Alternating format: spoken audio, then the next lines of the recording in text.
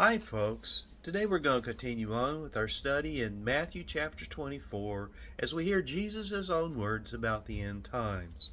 If you remember in verses 1 through 8, when asked about his return, Jesus doesn't give a day or an hour, but he does tell us about the pains that will come before that glorious day. And he warns us that the opposition will do everything they can to keep others from experiencing the joy of that day by spreading lies about it. He tells us that wars and conflicts will be widespread as we get closer to that day, and he tells us about other hardships like famine and earthquakes that will be signs of the end times as well. In verses 9 through 14, we looked at other signs of the end times as warnings against about attacks on believers, both physical and spiritual. But Jesus also goes on to explain that there will be hope for those who stand firm to the end, and that the good news will be spread to the nations. In verses 9 through 21, Jesus talks about the destruction of the temple, the abomination that causes desolation that was prophesied in Daniel, and about the war against Judea. In verses 22 through 28, Jesus returns again to the subject of false messiahs and false prophets and their deception and lies. In verses 29 through 35, Jesus talks about the sign of the Son of Man and his return. And that brings us to today, and we're going to pick up in verse 36 in a message entitled Signs of the End Times Suddenly Interrupted. Matthew chapter 24, beginning with verse 36. But about the day or the hour no one knows, not even the angels in heaven, nor the Son, but only the Father. As it was in the days of Noah, so it will be at the coming of the Son of Man. For in the days before the flood, people were eating and drinking, marrying and giving in marriage, up to the day Noah entered the ark. And they knew nothing about what would happen until the flood came and took them away. That is how it will be with the coming of the Son of Man. 2 men will be in a field. One will be taken, and the other one left. 2 women will be grinding with a hand mill, and one will be taken and the other left. Let's take a closer look at this passage now. Only the Father knows the time. As Jesus describes all the signs or birth pains that will occur before his return, he says this in verse 36. But about that day or hour no one knows, not even the angels in heaven, nor the Son, but only the Father. All of this, like everything else, is under God's control and his timing. King Solomon, who was famous because of his great wisdom, wrote this about time in Ecclesiastes chapter 3, beginning verse 1. There is a time for everything, and a season for every activity under the heavens. A time to be born, and a time to die. A time to plant, and a time to uproot. A time to kill, and a time to heal. A time to tear down, and a time to build up. A time to weep, and a time to laugh. A time to mourn, and a time to dance. A time to scatter stones, and a time to gather them. A time to embrace, and a time to refrain from embracing. A time to search, and a time to give up. A time to keep, and a time to throw away. A time to tear, and a time to tear, and a time to mend. A time to be silent, and a time to speak. A time to love, and a time to hate. A time for war, and a time for peace. What do workers gain from their toil? I have seen the burden of God that God has laid on the human race. He has made everything beautiful in its time. He has also set eternity in the human heart, yet no one can fathom what God has done from beginning to end. I know that there is nothing better for people than to be happy and do good while they live, that each of them may eat and drink and find satisfaction in all their toil. This is a gift of God. I know that everything God does will endure forever. Nothing can be added to it and nothing taken from it. God does it so people will fear Him. You see, God has established a time for everything. We may try to plan our days and our lives, but God can interrupt those plans at any time. Jesus explains that while He knows all the signs that will occur before His return, that it is only God who knows when that exact moment will occur. In verse 1 of Ecclesiastes chapter 3, we read this: "There is a time for everything, and a season for every activity under the heavens." Each event occurs when He determines that it will, and His timeline, as echoed in verse 11 of this passage in Ecclesiastes, says He has made everything beautiful in its time. Our lives, which often seem like chaos as we face our daily challenges, are determined by His timeline and His will. David acknowledged that God is in control with both His time and His life when he says this in Psalm 31, verses 14 and 15. He says, "But I trust in you, Lord. I say, you are my God. My time is in your hands." God has also set a desire in our hearts for eternity. In our limited human understanding, we simply cannot grasp all that God has done, and we certainly can't predict what He will do or when He will do it. What we should do is look at each day as a gift of God. God, in His wisdom, knowledge, and power, has not shared that time or that day that we look forward to the most. Only He knows. Verse 24, "The Son of Man will come at an hour when you do not expect Him." And that's in Matthew chapter 24, verse 44. Look at the Lord's own words to the prophet Habakkuk in Habakkuk 2, verses 2 and 3. "Then the Lord replied, Write down the revelation and make it plain on tablets, so that a herald may run with it. For the revelation awaits an appointed time. It speaks of the end and will not prove false. Though it linger, wait for it. It will certainly come and will not delay." Jesus has His own timing and schedule.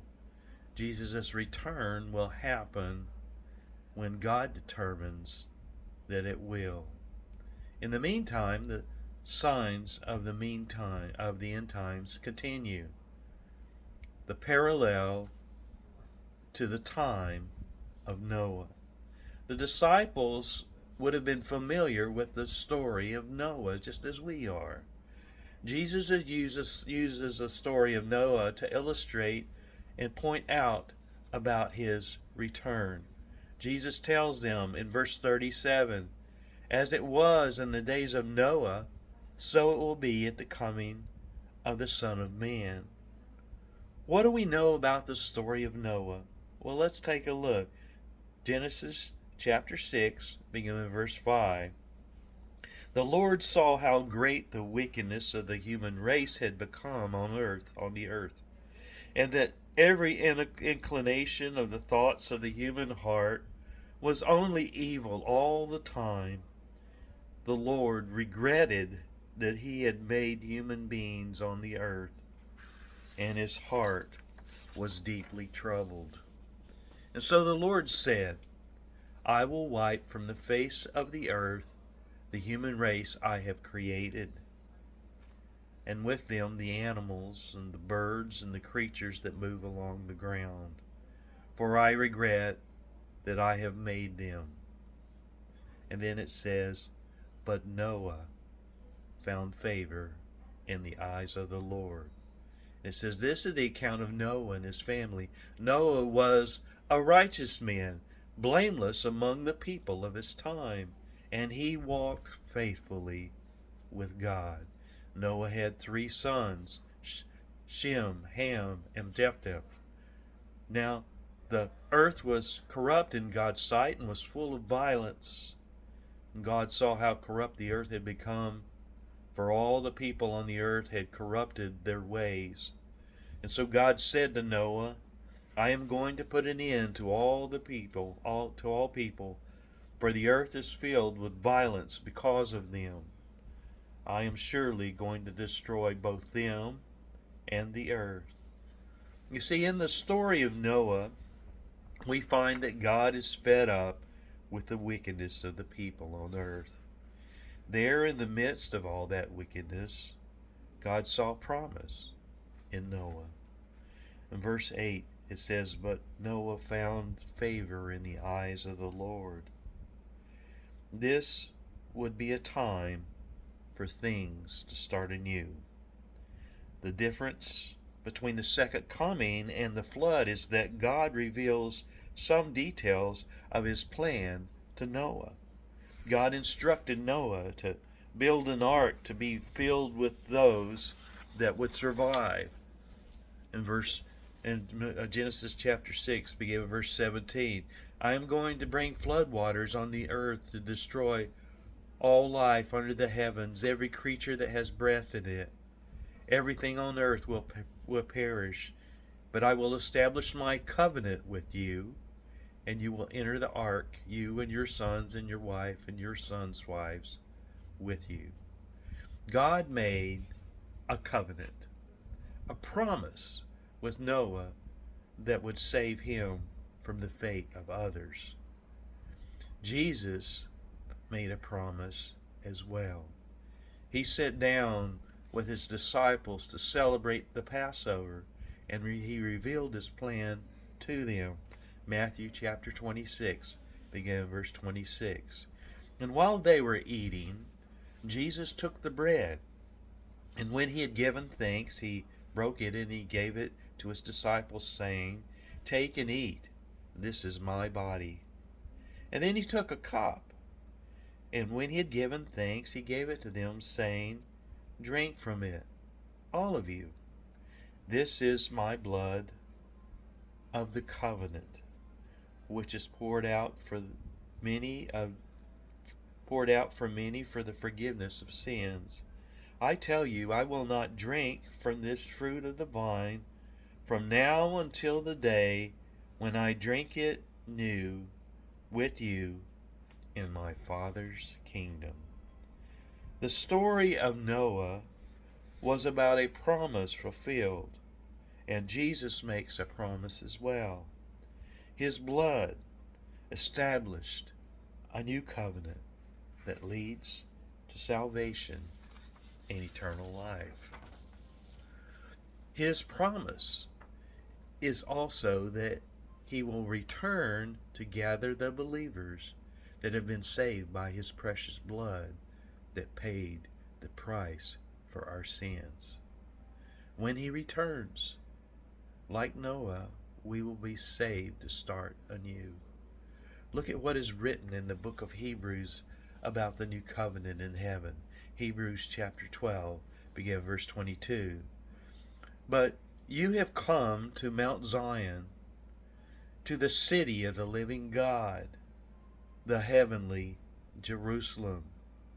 You have come to thousands upon thousands of angels in joyful assembly, to the church of the firstborn, whose names are written in heaven.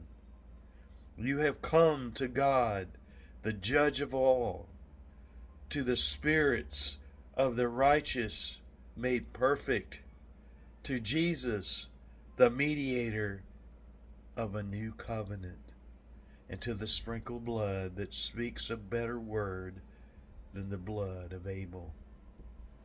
Jesus' words have brought excitement to the hearts of his disciples. He's brought excitement to our hearts as well. Jesus said that he was going away, but he would return in his glory to gather up the believers. Jesus would go on into more detail about that moment, a moment that would impact the entire world. The sudden interruption of life as we know it. Jesus would continue to explain some of the similarities between his return and the story of Noah. In verse 38, for in the days before the flood, people were eating and drinking, marrying and giving in marriage up to the day Noah entered the ark. And they knew nothing about what would happen until the flood came and took them all away. That is how it will be with the coming of the Son of Man. 2 men will be in the field. One will be taken and the other left. 2 women will be grinding with a hand mill. One will be taken and the other left. In the time of Noah, the people continued to live in their sin. After God had told Noah to start building the ark, the signs of something different coming could not go without notice. As Noah dragged the gopher wood into the construction site, they probably laughed at him. Then he started working on the massive ark. The construction went on for numerous years until it was finally finished. Measuring about 450 to 500 feet long, that's over 1.5 times as long as a football field, 70 feet wide and 45 feet tall, it would have been hard to ignore it. The signs that something was coming had been there in plain sight for all those years, and they had ignored all those signs, much like the signs of the end times that we've been discussing that people continue to ignore.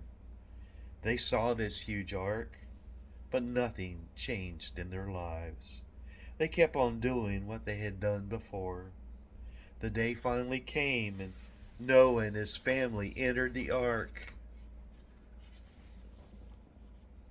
It says in Genesis chapter 7, beginning with verse 1, the Lord said to Noah, go into the ark, you and your whole family, because I have found you righteous. I have found you righteous in this generation. Take with you 7 pairs of every kind of clean animal, a male and its mate, 1 pair of every kind of unclean animal, a male and its mate, and 7 pairs of every kind of bird, male and female, to keep their various kinds alive throughout the earth. 7 days from now I will send rain on the earth for 40 days and 40 nights, and I will wipe from the face of the earth every living creature I have made. Meanwhile, nothing changed for the people on the outside of the ark. Jesus says people were eating and drinking, marrying and given away and given in marriage. They were obviously just kept doing what they were doing. They were oblivious to what was going on. Noah and his family and the animals were in the ark. And then look at what Genesis 7:16 says. Then the Lord shut him in. We often overlook that. Then the Lord shut him in. The Lord closed the door. God had determined that the time had come and set things in motion. Jesus says this in verse 39 of today's passage. And they, the people inside the ark, the people outside the ark, knew nothing about what would happen until the flood came and took them all away. This is how it will be at the coming of the Son of Man. Unlike the people in the time of Noah who watched as the closed ark with Noah and his family inside float away as they drowned in the flood waters, when Jesus returns, the experience will be more widespread as believers are gathered from all over. Jesus describes the sudden interruption of everyday life as this happens. In verse 40 of today's passage, two men will be in a field and they'll be working together. It says one will be taken and the other left. And then he says, two women will be grinding a hand mill and one will be taken and the other left. Imagine what it will be like. Friends that have known each other for years will be separated immediately as the believer is taken away or gathered up and the non-believer remains. Families will be split apart as those that don't believe are left behind. Imagine a football game with a packed stadium suddenly being half full and players suddenly missing. How about standing in line at a store when suddenly other people in line are pulled away and others are left behind? What about cars suddenly empty on the interstate? This is what it will be like when he returns to gather up the faithful. Imagine what it will be like for those who are left behind. They will have ignored the invitations of Jesus. They will have disregarded all the signs of the end times and continued to live their life as before until it's too late. Their lives will be suddenly interrupted. Jesus says they will be like those who were outside of the ark as it floated away. Only Jesus knows, only the Father knows the moment of Jesus' return. Not even Jesus knows, only the Father knows. And that day will be similar to the story of Noah, as some will be saved and others will be perished, when life as we know it will be suddenly interrupted.